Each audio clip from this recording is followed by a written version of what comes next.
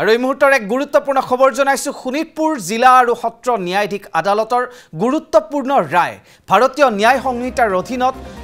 পক্সো গোচৰৰ প্ৰথমটো ৰায় আদালতৰ ঢেকিয়াজুলিৰ অজিত প্ৰজাক 10 বছৰৰ সশ্ৰম কাৰাদণ্ড ঘটনাৰ 6 মাহৰ ভিতৰত ৰায়দান কৰে আদালতে এটি 5 বছৰীয়া শিশুক বলাৎকাৰৰ চেষ্টা চলাইছিল অজিত প্ৰজাই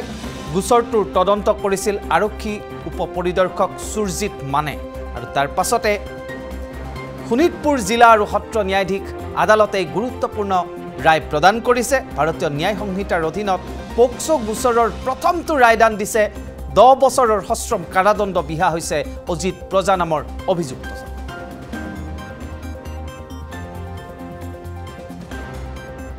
ফাষ্ট ট্ৰেক কৰিছে কেছটো ছমাহ ভিতৰতে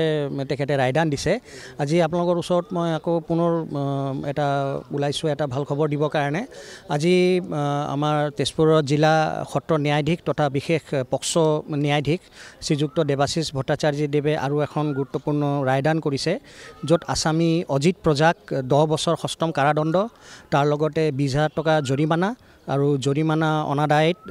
অতিৰিক্ত 2 মাহ কাৰাদণ্ড খাটিবৰ কাৰণে ৰায়দান প্ৰদান কৰিছে আৰু এই গোচৰটো হৈছিলে আপোনাৰ ভাৰতীয়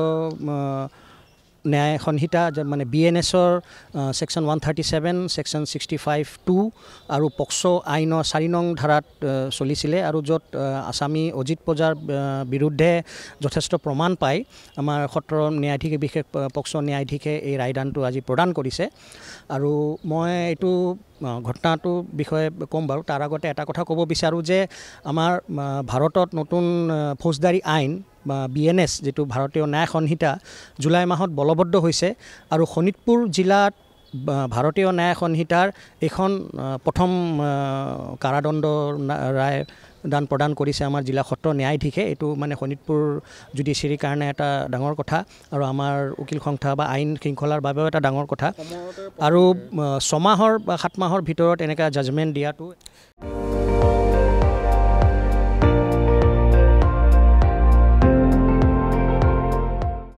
আপুনি চাই আছে ND24 সৰ্বশ্ৰেষ্ঠ নহয় সৰ্বোত্তমৰ দৌৰ